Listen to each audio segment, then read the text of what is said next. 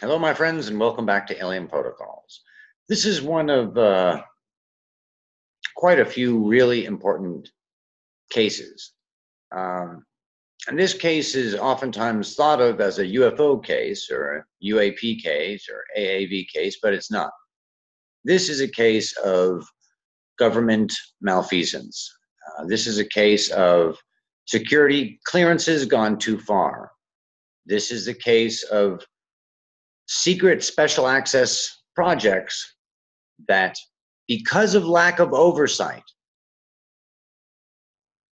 endanger Americans and endanger America and put Americans' lives not only in jeopardy, but also literally killing Americans.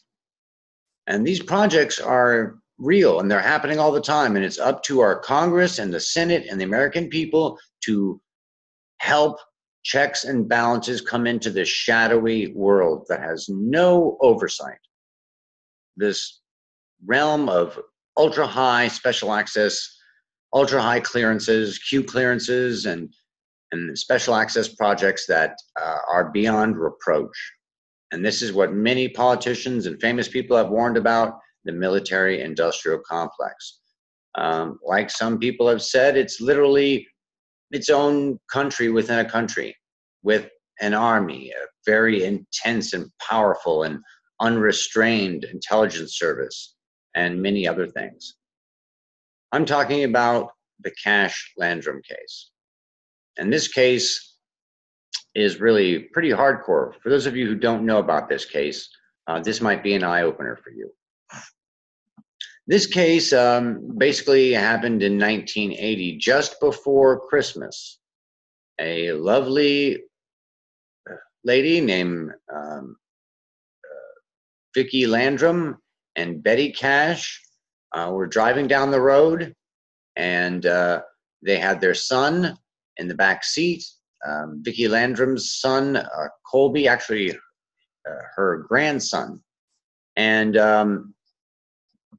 they saw up in the distance this craft right here, this gigantic triangular craft, and around it there were 23 of these helicopters. 23! An amazing number of these giant heavy lift helicopters. It's a fascinating, fascinating case, and there's been so much research done. This case is empirical. This was not an AAV. This was a government secret project, and it was powered by an illegal and highly stupid nuclear engine. And of course, these new craft, these super large craft, and these UAVs that they've recovered are powered by incredibly powerful systems. Some of them are powered by incredibly powerful systems. They need a big power source to do some of these things. To create anti-gravity through electromagnetic rotating fields, it takes a tremendous amount of power for those fields to overcome gravity. And this is a whole different premise, though. This is nuclear-powered rockets. This is from 1980. This is almost 40 years ago. So they've certainly improved on their nuclear containment, especially after the horrible lesson that happened in this case. But what's terrible about this case is there are flying nuclear engines and a nuclear power generation system over innocent Americans.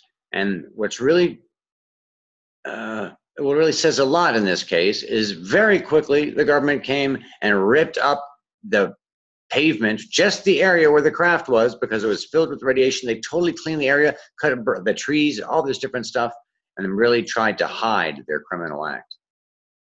And these women suffered. They got out of the vehicle and got blasted with major radiation. Colby, the young boy, stayed inside, ducking under the dashboard, peeking out every once in a while. This is Betty Cash. She received the worst of the exposure, lost hair, suffered horribly. This is Vicki Landrum, a tough lady and a good friend. She stood by her friend valiantly through the whole process.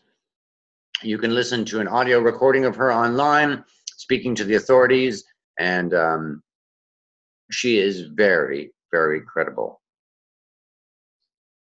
So this case had many witnesses. It even had police officers who saw the 23 helicopters. Now, an interesting bit of investigation about this case is those helicopters have been investigated a lot. A lot of people have been honing in on the different fulcrum points of this story to try and break it open and illuminate more information about this case. And with the helicopters, of course, they thought it was the Air Force. And they did a lot of research, and then it was found out that it was not the Air Force. After a lot of difficulty in the research, and they found out that they were all commandeered Army helicopters, and they were commandeered by an intelligence agency. And this is pretty good information. So these poor women had a lot of witnesses who saw the craft, and a police officer saw the helicopters, and a lot of witnesses, a lot of statements have been told, a lot of medical records, a lot of pain from burned eyes, face, lips, hair, body, everything. Headaches, just real suffering. Many doctors looked at this case, at the victims' symptoms, and tried to treat them. But since they didn't know, the government wouldn't release what really happened to them, they suffered longer than they should have. And, you know, Betty died from it. So it's really a horrific case. On a lot of different investigations, the early New FARC did it. Even MUFON investigated after a little while. TV shows investigated. APRO investigated, which was another early UFO investigation group. It was actually a pretty decent one. And even the TV show That's Incredible investigated. And this gentleman, Bill Moore, who I reached out to when I was like 13, 14, and communicated with him for a little bit. Really interesting to see Bill there. And of course, the very infamous Richard Doty is involved. And so this case, ironically enough, was broken by the Weekly World News. They were the first to break the story on a tip from Bill English.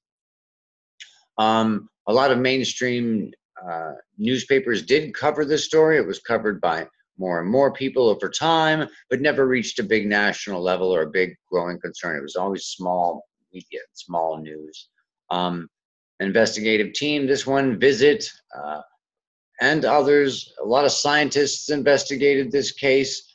And ultimately it went to court, and they fought it in court, and sadly they lost the legal case. The judge cited the lack of evidence because of course the government wouldn't give them evidence, and had some very interesting kind of ruling that said the second reason for the throwing out the case was that the military said they didn't operate a vehicle resembling that UFO. And it wasn't phrased quite right. It wasn't really quite the military. As we know, it was an intelligence agency. So I think there's still a lot of room, and there's a chance that we can get some good information or associated corroborative information, clever, through some Freedom of Information Act requests. And I have to say again to you guys how easy it is to file these. It's just in the phrasing of it, but you can file them online very quickly. And I gotta say, it's really cool to get that letter back a month later with the status of your case. Anyway, there was a very big legal struggle, and they lost. The government really screwed these wonderful Americans over, and you have to think that nuclear material has been flying over not only the United States, but in the 40 years since, you can be certain they continued to use illegal nuclear-powered craft to fly not only over the United States, but over other countries in violation of many, many treaties. So this case is important for a lot of other reasons too. A lot of interesting radiation information came out about this case. How radiation affects the human body, how radiation affects the skin, the eyes, everything. And this is a specific report that was done about this case. MUFON had a symposium about it. Was this in the 80s? Wow, yeah, this was, I guess, in the early 80s, it says right there. And they go through this case and the doctors and everything, the medical stuff, and they come to the conclusion that, of course, this was a secret government project. And it's really sad to see all the suffering Betty went through. She had an amazing head of hair, and at the end, she was very, very damaged. Look at Vicky's hand. It's amazing. Almost looks like a stigmata. Colby is alive, and he is speaking about this case. There are some videos online. You can see him talking about it there. So, gang, I just wanted you to hear about this case, to see some of this information, and to have you guys do your own investigation as well. There's some very fascinating and interesting information that weaves through this in a couple of our past videos.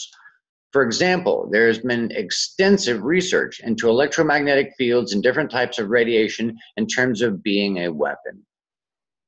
And as we spoke about before, there's only 10, I forget what it is. It's not milligauss, it's 10 something. That's the safe limit.